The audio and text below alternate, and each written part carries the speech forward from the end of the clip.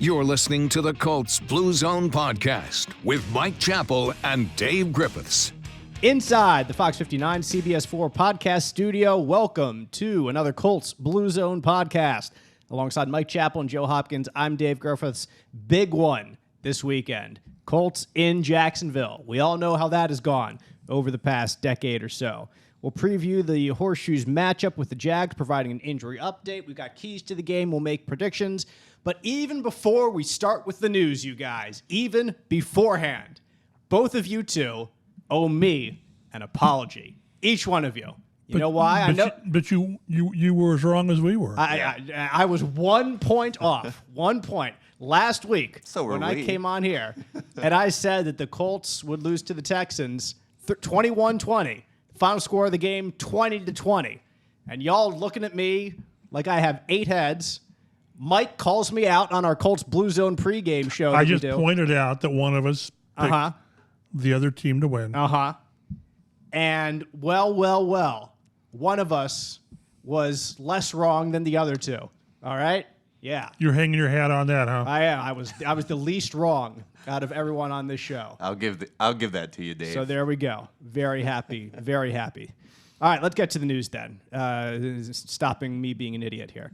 The Colts this week made a move that we could see coming very much so after overtime in Houston, and that is the decision to waive kicker Rodrigo Blankenship on Tuesday. He signed with the Colts as an undrafted free agent back in 2020. His rookie year was very solid. Was the Colts' single-season points rookie record. Had a very, very good year. Last year, things came unglued and had real trouble. You could point to the Baltimore game where he got hurt as really the start of that. And then the hope was, you rest, you rehab. And even last year, Chap, when he was supposedly healthy, they didn't kick him to the curb. Michael Badgley was still their kicker. Didn't that tell you something? That right there was your first or your inkling that this could be a possibility in the future. And now it is. Rodrigo Blankenship is no longer with the Colts. He made 82% of his field goals over his career, but there are too many in the wrong times, Joe, that were missed. So I do want to hand it to you because he was your boy for the longest time, but I was really rooting for him. It was kind of a sad day the other day to see him cut because it was a player, undrafted free agent, that I've been rooting for a long time. I like Rodrigo Blankenship, but I was kind of ready for the move as well. I mean, at a certain point, you got to cut ties and go. I don't know if it's a confidence thing, maybe sticking with Badgley really messed with his confidence because he hit his previous field goals in the game. He was 2 for 3. Hit his first 2, and then the 42-yarder on top of the kickoffs. I mean, the kickoffs are tough. You're a kicker. Your one job's to kick the ball. You think you could keep it in bounds. It's a wide field. In a 52.5-yard field. 52.5-yard field. I believe that's the... At the same time, it's something he's been doing for, 3 weeks since Sanchez usually handled that role. It really comes down to the field goal. I think if he makes that field goal in overtime to win the game, he's still the Colts kicker right now. You mentioned a confidence thing. I think it is a confidence thing, and it's a confidence the team does not have in their kicker. Mm-hmm. Dave and I were talking on the way in here. I don't know how you could have brought him back. With you preach accountability, and everybody's held to standards, and then your kicker. As many things that went wrong in that game, and there were many. The drop touchdowns and the Wildcat and letting O.J. Howard get loose twice. It all goes. It doesn't go away, but it's all lessened if your kicker kicks a 42-yard field goal, which with the last 10 years it's 82% on those kicks, and nobody really called him out. I thought Matt Ryan kind of summed everybody up where he said, we were in position, we got ourselves in position, which is what you do, right? And then you let your kicker do his job, and he didn't do it. It's a cruel business, and that job, probably more than any, is the most unforgiving. Mm-hmm. The left tackle, Braden Smith had a couple of bad plays, and one was a sack fumble. Well, he had another 80-some plays to atone. Kickers don't do that. And one thing I will argue with Joe a little bit about, I think they were really PO'd on the kickoffs out of bounds. Yeah. The one to start overtime, it gets Houston the ball at the 40-yard line. You just have to go like 25 yards. We're talking 2 first downs, and their kicker's gonna hit it. Yeah. So, but it's everything. I just don't know how you bring him back and say, we're going to let him work through this. Well, that didn't work so well with a Hall of Fame kicker in 2019. It cost him 3 wins. Mm-hmm. This team just could not have brought him back and looked at the other players and said, we're going to show patience. You just couldn't do it. Yeah, the leash was always short this year, and didn't even take 2 games. It took 1 game, and that's it. So in the place of Rod, the Colts signed 2 kickers to their practice squad, and they'll be able to elevate one of them come game day, or both of them if they choose to, but that's probably unlikely. The 2 kickers, one of them is a guy that Colts fans will know, Chase McLaughlin, and I apologize already if I accidentally say McLaughlin at some point, because I'm so used to saying Scott McLaughlin, the IndyCar driver, that's the first thing that comes out of my mouth when I see this name. But Chase kicked for the Colts in 2019, replacing Adam Vinatieri when he went on injured reserve. And he was pretty good, made 5 of his 6 attempts, as long as 50, made all 11 of his point afters.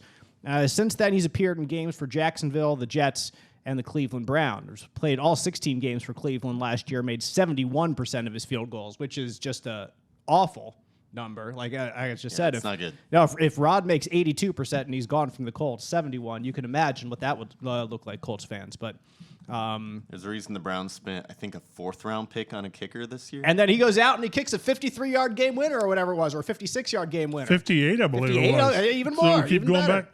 Yeah. Imagine that. You invest in a position of need. I tweeted this out, and it was actually a little bit more controversial than I thought it would be. I said, hot take, which immediately should signal you that this is kind of a debatable thing, but hot take, you should use a draft pick if you have kicker trouble or something like that. If you don't have a kicker, you should draft one. And I recognize that there are, in the NFL, I'll bet there's just as many, if not more so, undrafted kickers that are successful than drafted kickers that are successful. But I really do believe it's something that your staff, your scouting staff should invest more time in and get more of an idea of who you want and take him somewhere in the 5th, 6th, 7th round. I don't care where.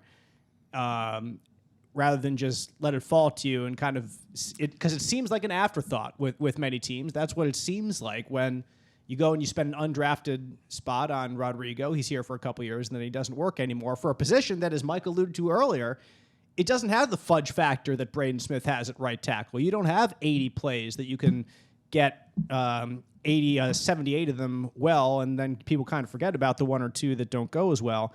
It's the one where every time you're on the field, points are on the line. So you need a guy that mentally has it, that physically has it, and I can't think of a better argument to say that you should spend a draft pick to show, it also gives the guy some confidence in you, that in him, that you believe in him, that you want him here.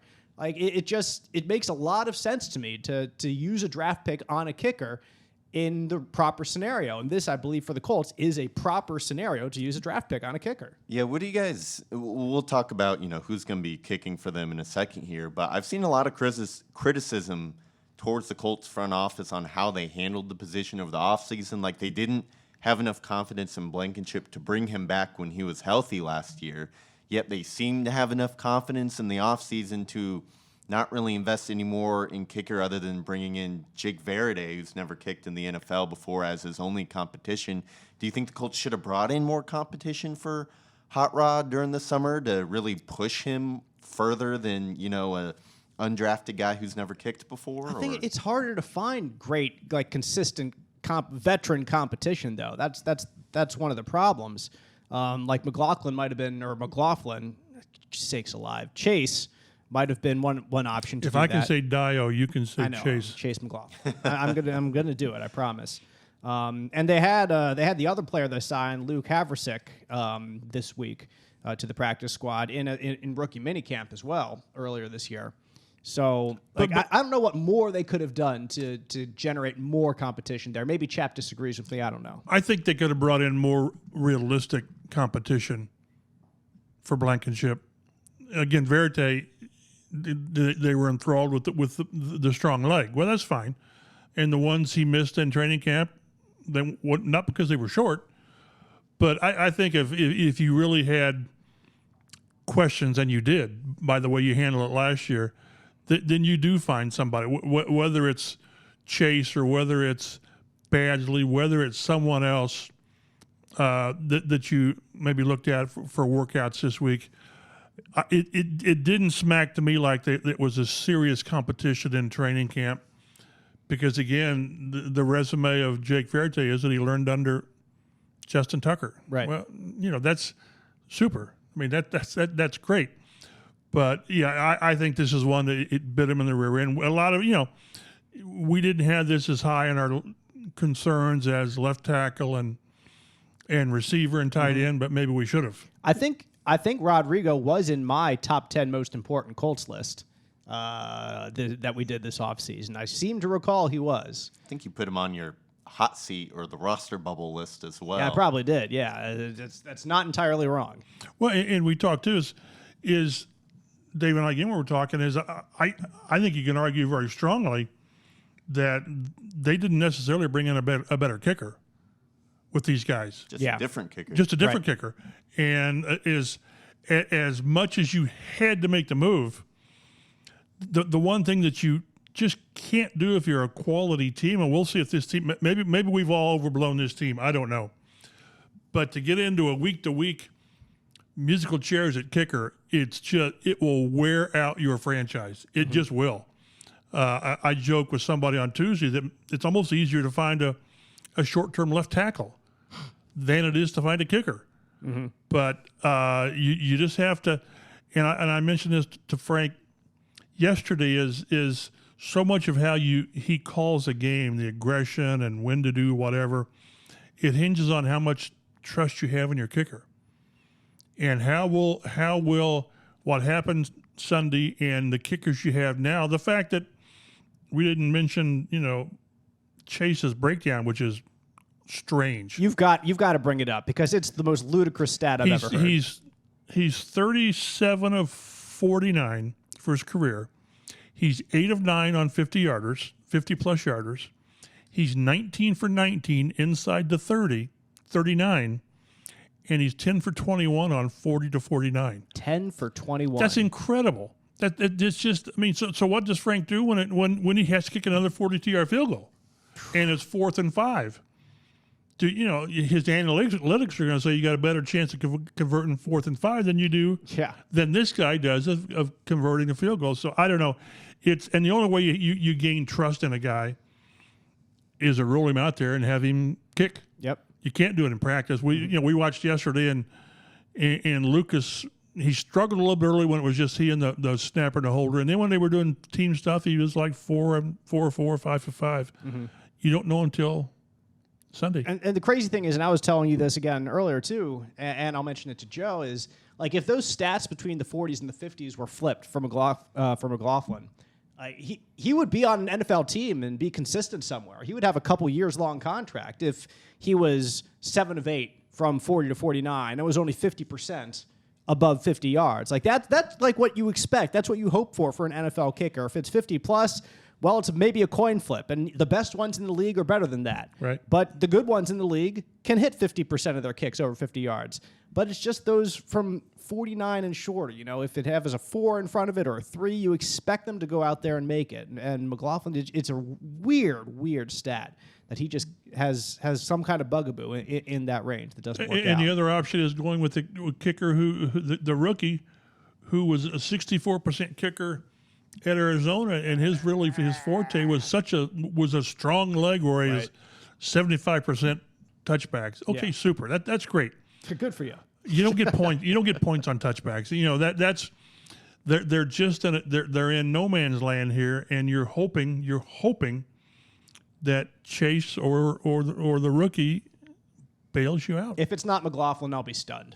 How do you put a rookie out there and his first kick may be a a 42-yarder to win a game. He would have to just night and day be better than Chase during this week. So that's fully what I expect to happen. And he was here in the spring. If he was that good, I can't imagine he's gotten that much better in 4 months. I think he said he had 3 or 4 tryouts elsewhere. But again, he as I've always said, and once you get to September, this is your team.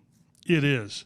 To think you're going to find a kicker, a left tackle, a receiver who's going to greatly improve your team, it rarely Ty. Did we mention that on our? No, we got to bring that up right now. Yeah, we got to add that to the news. Yeah, T.Y. Hilton, his banner is still on Lucas Oil Stadium, but there is a little addition. If you want to see it, you probably got to get there in the next day or two. Yeah, it says "Thanks for the memories" right alongside. Thank you for the memories. Thank you for the memories. So when they take that down, who gets it? Like who gets? Oh, JT. No, who gets the old T.Y. Hilton? Oh. What do they do with You can't put it over your mantle. I mean, they're going to send it right to Beach Grove and put it to the Casa del Chapel. That's too big for my backyard. Just cover your entire house. I used to joke with like Reggie. I mean, do you guys get that? I mean, where would you put it? But it doesn't mean that they can't re-sign him. I mean, heaven forbid something happens season long with a player. Or this week. We'll get to that. Yes, we'll get to that. but it just because you took the guy's mural down doesn't mean you can't re-sign him if he still wants to play. But this is something they had to do because you've got to move on. What's it say? Thanks for the memories or something? Thank you for the memories. Thank you for the memories. What does Hancock Health's membership in the Mayo Clinic Care Network mean for you? It means our independent health network now has access to the knowledge and resources of the world leader in medicine. It means your Hancock Health doctor can now consult with Mayo Clinic specialists to confirm a diagnosis or treatment plan. And it means that together, we're making health possible for you. Learn more about our new clinical collaboration at hancockregional.org/Mayo Clinic. Speaking of health and injuries, the Colts injury report this week is quite interesting. As the Jaguars. The Jaguars on Wednesday injury report was empty. 0 players on the injury report. That is remarkable after a week of football in the NFL. So kudos to the Jaguars for being healthy and on it. The Colts, however, is intriguing for a much more different reason because of some of these names that we find on the list on Wednesday. Let's start with Shaquille Leonard, full participant due to his back surgery in the offseason. We spoke with Shaq in the locker room today. He definitely sounded more optimistic this week than he did last week. That's for sure. Granted. True. Yes. He says he feels better. It's less stiff or less sore. I forget the exact word that he used, and I apologize for that. But moving around a lot better. Yes. So that is a welcome sign to see him healthier and maybe taking a step toward making his debut here this season. Limited participation in practice. Kenny Moore with a hip injury. Wide receiver Michael Pittman Jr. with a quad injury. That was Wednesday. Now, as we tape this podcast on Thursday, the Colts are practicing out there at West 56th Street. We won't get the injury report till later in this afternoon. You can find it online. You can follow us on Twitter at Colts Blue Zone. We'll retweet it, yeah. For sure. But as we tape this podcast, there are a couple of other folks out there at headquarters watching the first couple minutes of practice, and Joe pointed out that this Michael Pittman issue might be something that continues on today. Yeah, the Athletics' Zach Kiefer tweeted, no sign of Michael Pittman to start practice today. In addition, DeForest Buckner was not out there. He was also did not participate in Wednesday's practice. Buckner, I think he was listed with a hip injury. Yep. And Kiefer also noted that Kenny Moore was sitting out as well. Kenny was limited with a quad injury on Wednesday. So, and Kiefer also mentioned that Pittman did come out later for practice, but he did not practice. Right. Okay. And my only question, and we'll find out from Frank tomorrow, is this something he came out of the game with, or as we've seen, guys get hurt in practice? Right. Let's say you get halfway through practice and you tweak a quad, then you're limited. So or you get all the way through practice, you jump up on the last play and tear your Achilles tendon. Had to go there, didn't you? Julian Blackmon. Ugh. Yeah. Anyway. Yeah, let's not talk about that. We haven't even mentioned Alec Pierce is in concussion protocol. He was not out there Wednesday. I assume he's not going to be out there today as well. I saw him in the locker room, and Chap, I know, talked to him. I don't know, talk to him. You passed him in the locker room. Yeah, exactly. Just said, hey, yeah, sorry about that. Didn't mean to insinuate that you had a full sit-down, hour-long Players discussion. are off limits for interviews in protocol. Yes, exactly. But the fact he I'm going wasn't to get out you there, in trouble with Colts personnel there. but it's hard to go through protocol when you're not out there on Wednesday in a red jersey and to take your steps. It can be done, but it's hard. I think if you don't practice on Thursday, you can't do it, right? Because you need a limited, you need to be cleared. You need a full, you need to be cleared. So if he's a do not participate again today, then he's not playing. I assume he's on not Sunday playing. as well. Yeah, exactly. I assume the same thing. So it's very unlikely that Alec Pierce. We'll see what happens. But that will be. You have to get cleared again after these practices too. You've got to practice full and then have no symptoms the next day. Right. So there's a lot that goes into it. So if all this is the case, like no Buckner practicing, I think, at least from my perspective, I'm more bullish on him playing. He spoke in the locker room on Wednesday. Didn't seem too phased, but you never know how things are handled behind the scenes with injuries and all that. But I think I'm more bullish on him playing. But with Kenny Moore going from limited to perhaps out today, with Michael Pittman going from limited to perhaps out today. It's not encouraging. No, neither of those are encouraging. Those are important guys on your team. And Pittman, well, we saw how important he was to the passing game this past week. If it wasn't for him, everyone else was definitely playing catch-up in the passing game, Joe. Of all the guys on here that I could pick, if I could only save one to be healthy and play this week, it might be Pittman. I know Buckner is extremely important to this defense, but I don't know how they're going to move the ball in the passing game without Michael Pittman. I think that's, Chap, a really that's an argument you can certainly make. As important as these other guys like Shaq or Buck or Kenny are to the defense, we saw how important Pittman was to the passing game in particular this past weekend. Well, and we go back to our indispensable Colts. And we've talked about it, all preseason. Pitt was my third behind Ryan and JT because of what he means to it and the lack of proven depth behind it. And that was borne out in the opener. What do you have? Was it 9 for 121 with 13 targets? And he and Ryan have they've already developed this synergy, and to take him out of the mix if they take him out of the mix. And one thing to keep in mind is practice is so important, but at the same time, if the team believes that not practicing a guy for a couple of days helps him play, like you said, Buckner, I will be surprised if Buckner doesn't play. I just will. A little different with a receiver and a quad is just because of the quick moves and the twitching and all that. So that bears watching big time. The Colts will visit Jacksonville Sunday, 1 p.m. kickoff, broadcast locally in Central Indiana on CBS 4. And be sure to join us there for the Blue Zone pregame show at 11:30 Sunday morning, too. The last time the Colts won in Jacksonville was September 21st, 2014. Then Dave Griffiths moved to Central Indiana in November 2014, and they haven't won a road game since. So I apologize to all of you for my part in this mess. And I've been in a lot of these road games. I emphasize the word mess because that's exactly what it's been for so many of them. 7 consecutive road games. One of them came in London. That includes last weekend's loss in Week 18 that kept the Colts out of the playoffs. The Colts, Chap, all these losses, some of them are more puzzling than others.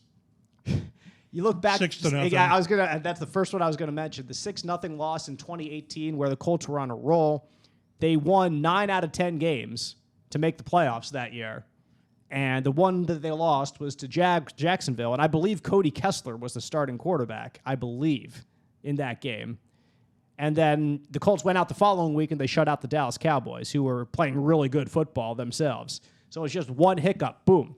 And that happens every time they go to Jacksonville. Gardner Minshew was 19 for 20. In the year that the Jaguars went 1-15 in their season opener. You figure the Colts might have a few kinks to work out with Phillip Rivers that year in 2020 on offense, but you never expect Gardner Minshew to go 19 of 20 against your defense and just pick you apart especially in the fourth quarter, come back, take the lead, get the win, and you're heading home disappointing to Indianapolis yet again. There's so many different ways that they've lost, but each one of them has found its own way to just kind of stick the knife in your gut and be incredibly disappointing to this franchise. And this year it's hard to know what to anticipate because you've actually got a coach down there. Yeah. I mean, they've Super got Bowl winning coach. They've got direction. They've got a coach who's won a Super Bowl, who knows how to work with quarterbacks. We had him on a conference call on, I think it was Wednesday, Doug Peterson. And I asked him, I said, is it when you get the quarterback, did he benefit from playing last year or not because of all that he had to go through? And he mentioned how, was it third or fourth year in a row he's had different, or third year in a row he's going to have a different coach and a coordinator, and they think that this guy's really got a chance, and now he's got some direction and a firm foundation, and so we'll see. But and this team saw the best of Trevor Lawrence last year down there. Yeah, they did. He had just an awful season for a lot of reasons, and had his best game. And let's keep in mind that he was driving the Jaguars in Indy until they had the Dio and Buckner strip sack fumble. So sometimes it's just somebody. Sometimes just somebody's got your number. I don't know what it is. It's funny you asked Shaq today about are you more motivated to come back and play after what went on in January, and he blew it off. Well, he said no, but as you mentioned, this guy is driven to find any aspect at all to motivate him.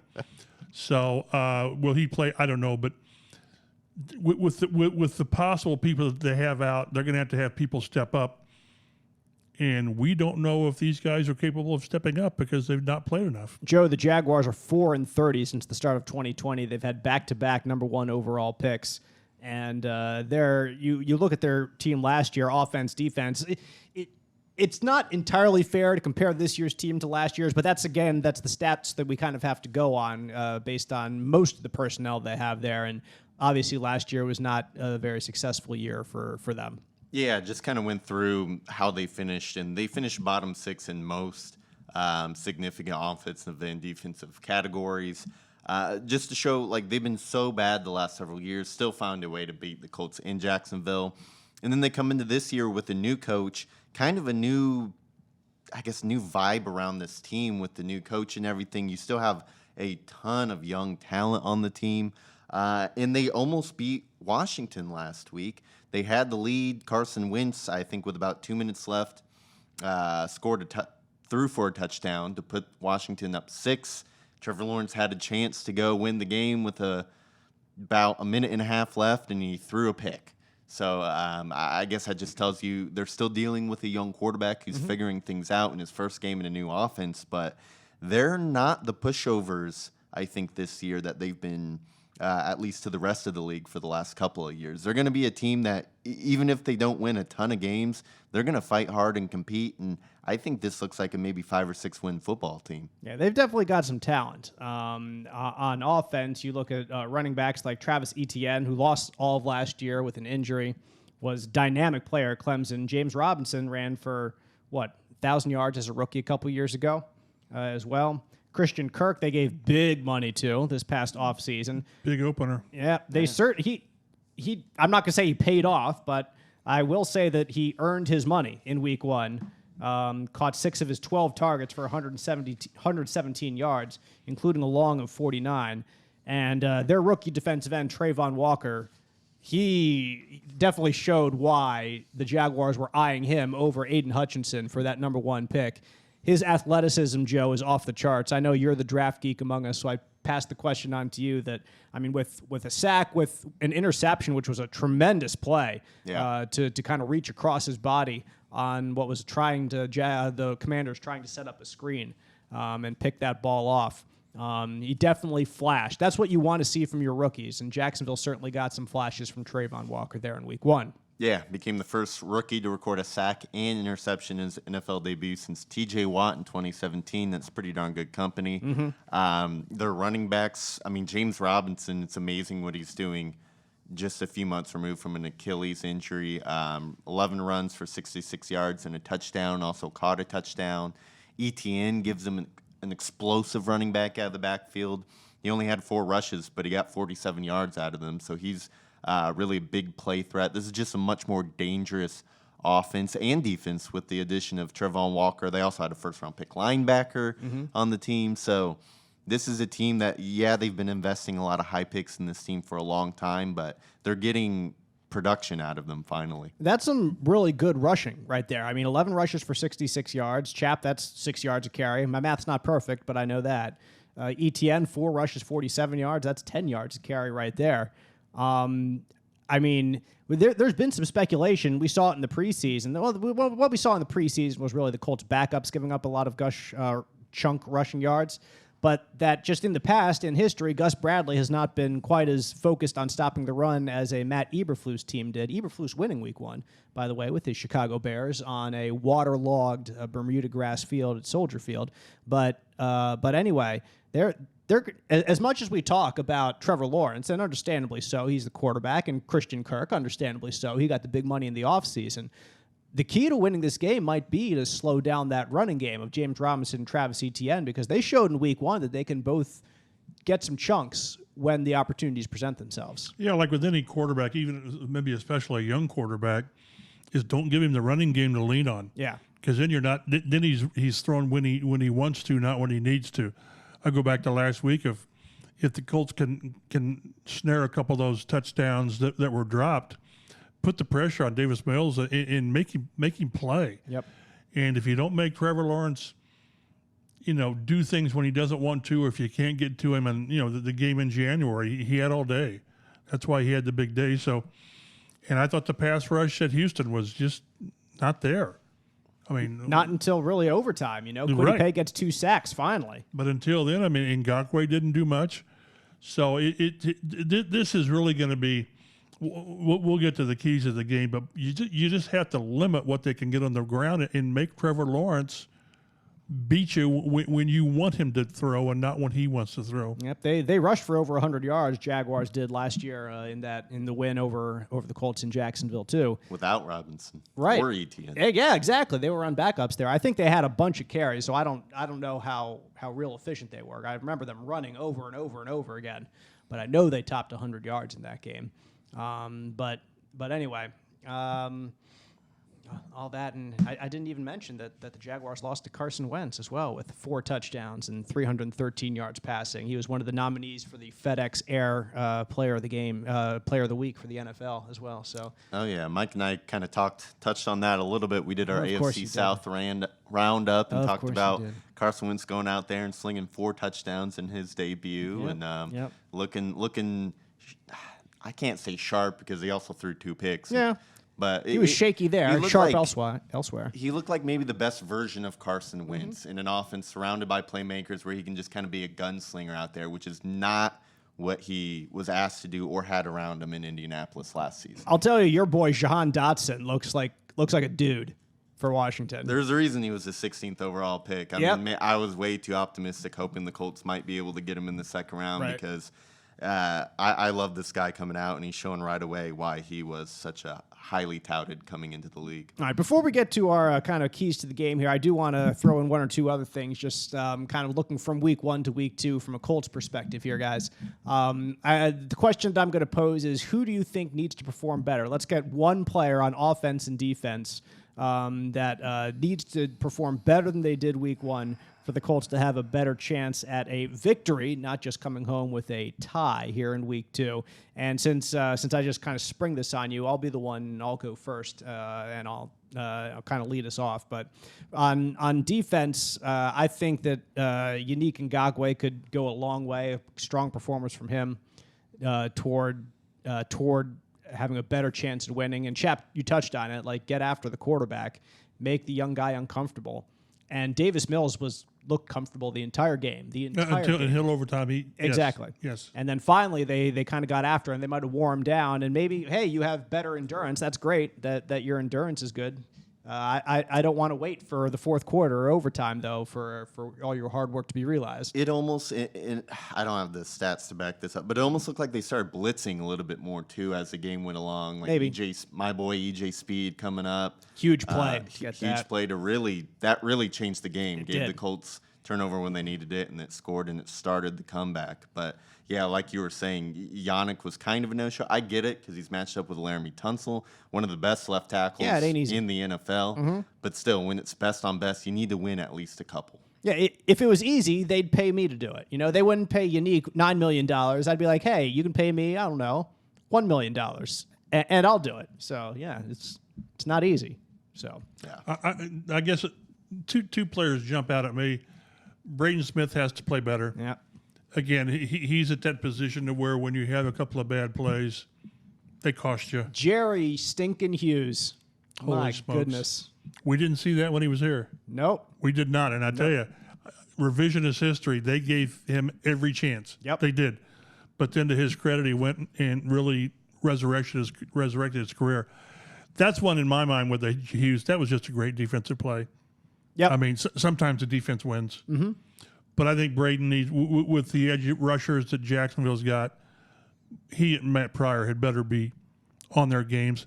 Defensively, Ngakoue, and also I thought Bobby Okereke, I thought he had coverage is always going to be tough on these linebackers until they get Shaq back. And I thought the second touchdown to Howard, he was late or just didn't drop and cover that zone. So, and gosh, pick out a receiver.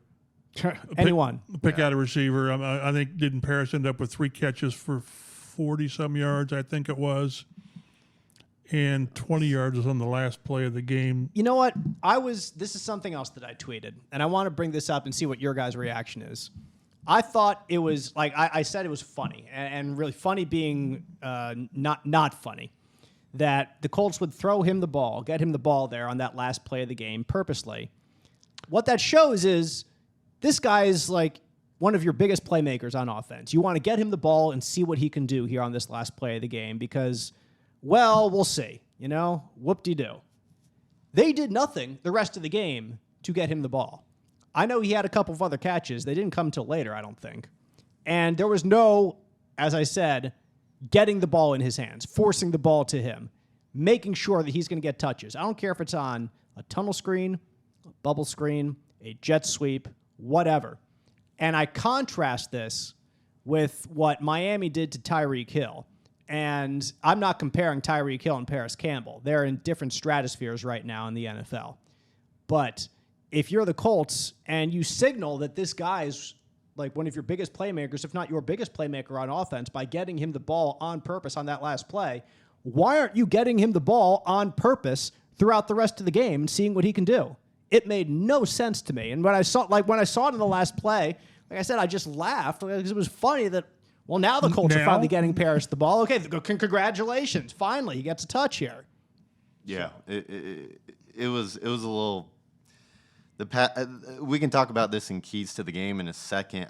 You guys kind of hit the points with who needs to step up. I was going to say Braden Smith. I was going to say Pierce, but I don't know if he'll be playing or not. I don't think I doubt that he will. I do not know. So I guess I'll put that on Doolin. It's just the offensive line needs to play better. I want to see more out of Yannick as well. I thought Gilmore had a pretty solid game out there from watching him, but the linebackers looked like they were in a brand new defense. A lot of times in coverage, so maybe just getting that squared away. But this is going to be a test against the Jacksonville team, who I think honestly is more talented than this Houston team. The Houston team fights hard, and they did all last year, but I think Jacksonville really. I'm scared going into this weekend, I guess, is what I'm trying to say. Yeah. I understand that completely. Hang on, I wanted to look up one more thing. Okay. Well, to fill the time again. I know, right? I'm just humming along. You're not only dealing with the unsettled kicking situation, now you're dealing with having 2 or 3 of your top players being at less than 100%. It's not ideal even remotely. Since 1951, Hancock Health has been centered around you.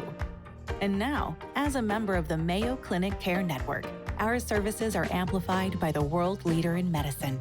We were selected by Mayo Clinic because of our commitment to caring for East Central Indiana. Now, our local experts are taking that commitment further by consulting with Mayo Clinic specialists and working together to make health possible. Learn more at hancockhealth.org/Mayo Clinic. So let's discuss the keys to the game as the Colts take on the Jaguars this weekend in Jacksonville.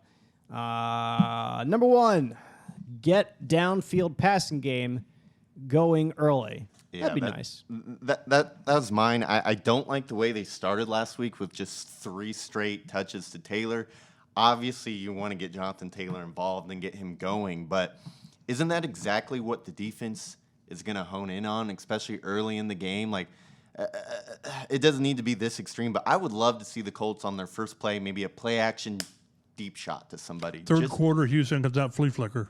Yeah, that kind of thing. Maybe it doesn't have to be as gimmicky as a flea flicker, but get some passes down the field. You bring in Alec Pierce because you like what he can do deep down the field. Michael Pittman Jr. can do some things down the field. Doolin's got speed. Campbell, like their longest completion was 28 yards last week. 24 teams had a longer completion than the Indianapolis Colts. And the Colts, I believe, had the second most passing yards in the league. So get some more going down the field. That will open things up for Taylor in the running game. The running game really didn't get going last week until they hit a couple plays to Michael Pittman. And then all of a sudden we saw Jonathan Taylor finally break that 17-yarder and kind of open up the floodgates in the running game. But the Colts kind of, and I understand why, they seem like they want to go run to set up the pass. I want to see a little bit more emphasis on the pass in game down the field. Might just be kind of difficult this week now that I'm learning that 2 of their top 3 wide receivers might not be available. Still to be determined with Pittman. Let's not get too far ahead of ourselves, but we'll see. But yeah, exactly. No, absolutely. I'd like to see them go down the field a little bit more too. Like Chap, I was expecting maybe 1 or 2 more deeper shots, and we never seemed to get it. Frank talked to us on Monday, I believe it was, talking about the discipline to keep running the ball in the fourth quarter, and there's not a whole lot of teams that would do what he did. And he's completely right. They ran quite a bit. Taylor was effective. They were patient on their way back from 20-3. They eventually got back to tie it up 20-20 and go to overtime. You'd expect at that point, I think a lot of teams are hanging back more, so it's going to make it a lot more difficult to really strike deep at that time. But as Joe mentioned, like, get it going early. Like, try to surprise somebody early when everyone's keying on Taylor in the running game or keeping it close to the line of scrimmage. So whoever it is, whether it's Ashton Doolin, who did have a deep attempt in that first game, couldn't come down with it. I was happy to see Mike Strawn get a couple catches there. I believe his first real NFL catches in the regular season. I mean, you got to think, we're assuming Pierce isn't playing. You got to think Strong kind of steps into his role this week. A little bit more. I think Doolin is really going to be the one that's on the field more because he's the guy that's more of a blocker, and he's the guy that you want on the field, I think, more consistently. But Strawn will get more reps, I would say. Well, Patman will too, because was it Pierce was on the field for, was it 46 plays, 47 plays? Yeah. I realized he only had 2 targets, but he was out there a lot. Mm-hmm. So, and, do they perhaps elevate Kiki Kuti this week? I don't know. So much is going to depend on what we learn from Pittman. Again, I don't think Pierce plays. It's just knowing how protocol works. I don't think there's time. But they've got it. They've got to get something in this passing game. And what's really crazy, and this is what is great and makes the NFL so good and bad. If the kicker kicks a 42-yard field goal, all of these things are not major issues. They're things you can work on and clean up. Uh-huh.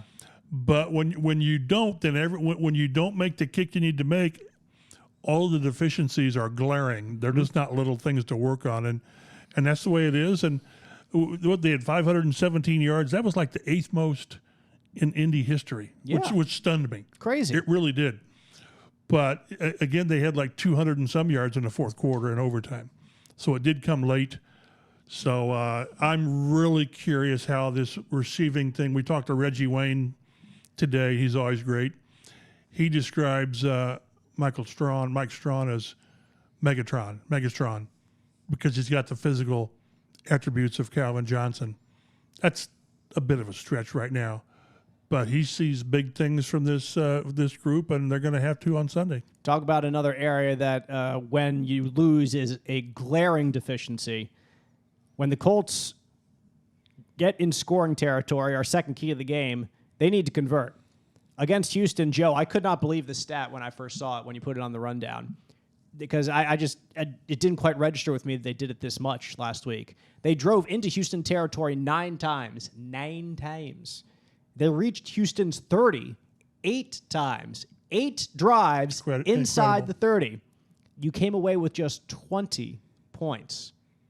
That is ludicrous. And they leave 11 points on the field on the drop touchdowns. Yep. Because, 2 plays after Pierce's drop, they do Wildcat, which didn't work. And then on Doolin's drop, and it was a drop.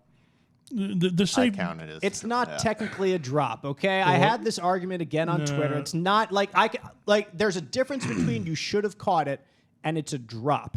Like a drop, but they don't have those categories, and it's a drop and a catch. Pass broken up, deflected. I give a ton of credit to the defender. And I give some credit to the defender. I give a ton of credit to the defender for knocking it out. Put it to your body. And I agree, you need to secure it. But the defender got his hand in there and literally knocked it out. A drop to me is you get your hands on it and it comes out Pierce. without, like Pierce, without anybody else punching, hitting you. Like if I'd like you to been grading my exams at Ball State. Yeah, every time you got hit in the end zone, Chap, and you dropped a ball, I would not have called it a drop. See, and I even say drop. I think I hear what you guys are saying. I thought Doolin allowed the DB to make the play. Okay. He made it easier for the DB to make the play. And maybe my issue is just calling it I think it's just a semantic issue. We're both on the same page in the fact that it was a shoulda catch. He should have caught it. Yes, he should have caught it. We'll put it that way. We'll agree that we'll call it a shoulda caught. Correct. Ashton Doolin on bad one, hands. Exactly. Let's just put it like that. The hands weren't good enough on that play. One shoulda caught on the season. So there you go.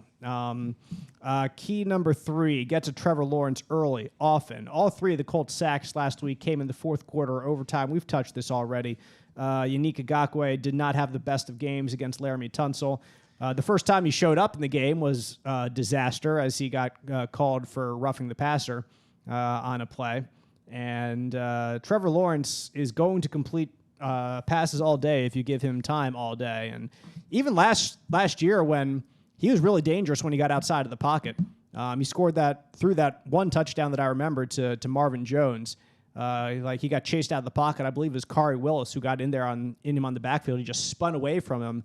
Ran away like a gazelle there with his long 6'5" legs and was just tramping over to the sideline and put it right on his numbers to the back of the end zone, and he caught it there and for the touchdown. So Trevor Lawrence, if there's any team that should be wary of Trevor Lawrence, it should be the Colts based on what happened last year. And you got to get to him, you got to rattle him in order to be in his head early in the day. Yeah, and he's a quarterback who, for how much he struggled last year, he still came into the league extremely pro-ready in the fact that he knows how to work through his progression. So if you give him time in the pocket, he's not going to force stuff down the field unnecessarily. He's going to find the open man and make the right play. That's one of the, he still has a lot of room to grow. That's one of the things he's already pretty solid at. So not getting that pressure on him will just allow him to take that 5 yards here, take that 10 yards there, and he's not going to force a mistake unnecessarily. And I loved your key to the game you brought up earlier.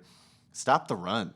It makes it so much easier for Lawrence and everybody else if you can't stop the run. The Colts did a solid job against the Texans, only allowing, I believe, 2.8 yards per carry. But this is a Texans team who gave Rex Burkhead the ball 14 times. What are they doing? Yeah. So this is a very different group of running backs in Jacksonville who might be able to break a few more tackles and outrun a few more players. So they need to keen in on the run. The more I think about it, Joe, you bring kind of continuing that point, the more you got to be, if you're a Colts fan, thankful they were playing the Texans week 1. Because if it was almost any other team, that would have been a loss. I don't know if they could even come back for that tie. I don't. Yeah. So Colts Jaguars. Guys, Jaguars. It's prediction time. Colts Jaguars. It's prediction time. One more key. Go ahead. And this is a Mr. Obvious one. Make your kicks early. Yeah. I mean, we're laughing, but can you imagine if the first drive you go down there and you get just shanks at 20. You get to the 25-yard, whichever one. I mean, it just totally changes the outlook on the sideline, how Frank does the rest of the game. Again, this team may have other issues with injuries. Don't compound things by missing your freaking kicks. Do we need a kicker? Let's just go for everything. Well, there you Madden go. mode, 2-point conversions, 4th down.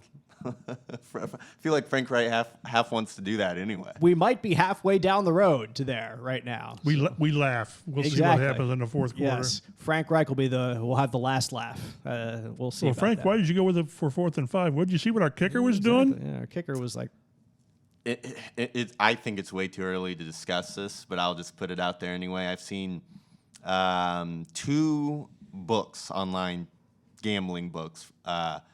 One of them had Frank Wright as the 4th most likely coach to be fired. plus 900, I saw, yeah. Another one had him the 2nd most likely coach to be fired.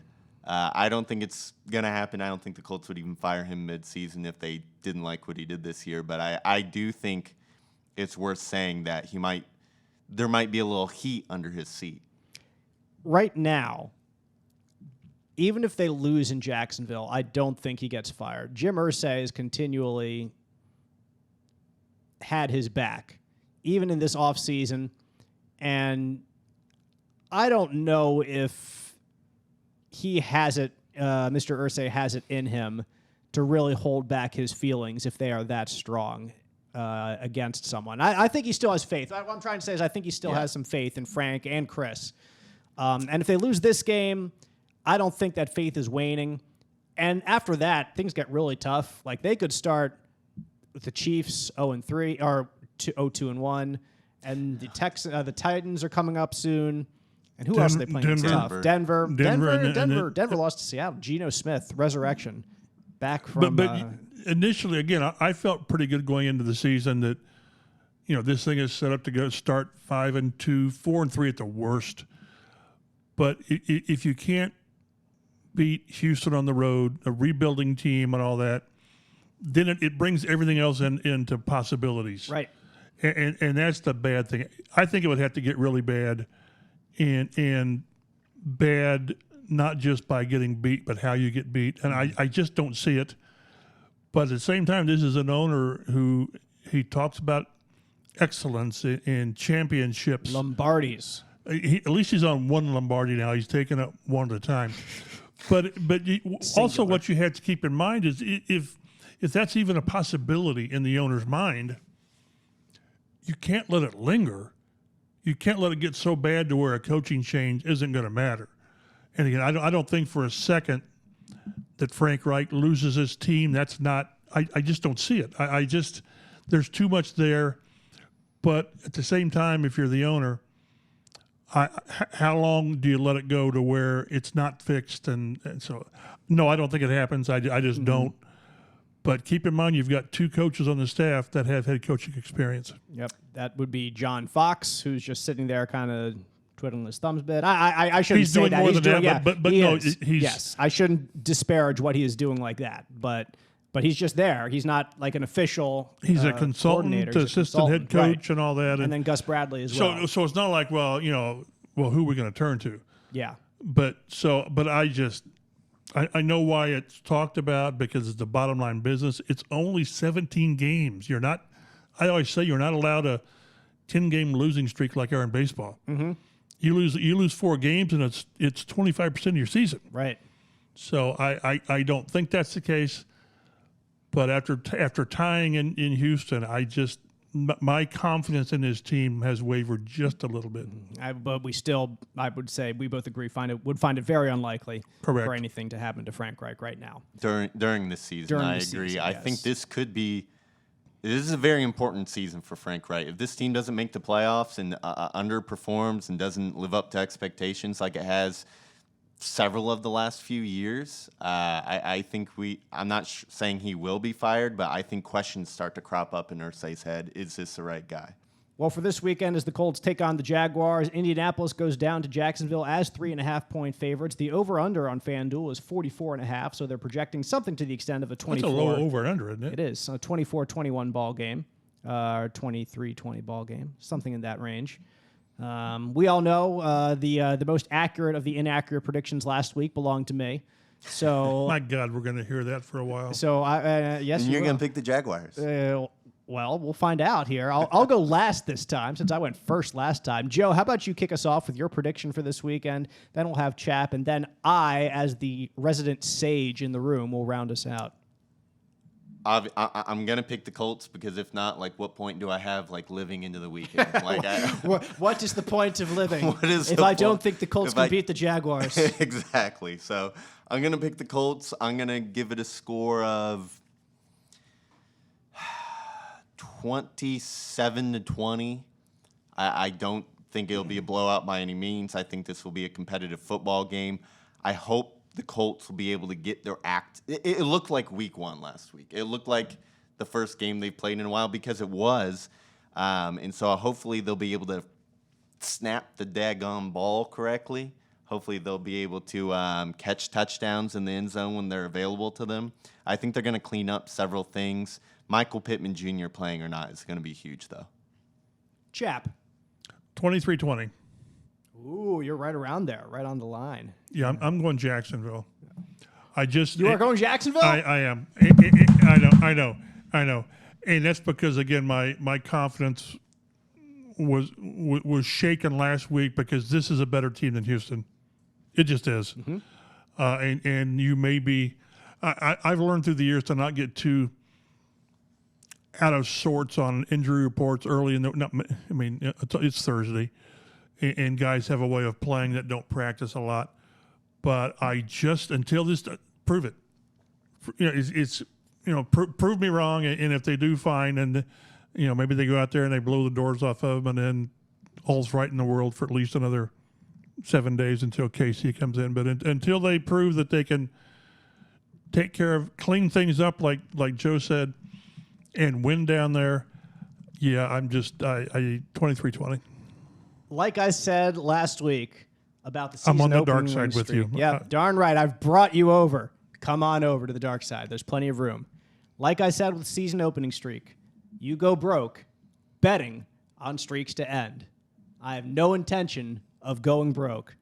The Colts have lost 7 straight as the road team against the Jacksonville Jaguars. Actually flew one time to London to do it. Yep. Yes, they did. They went way on the road, in fact.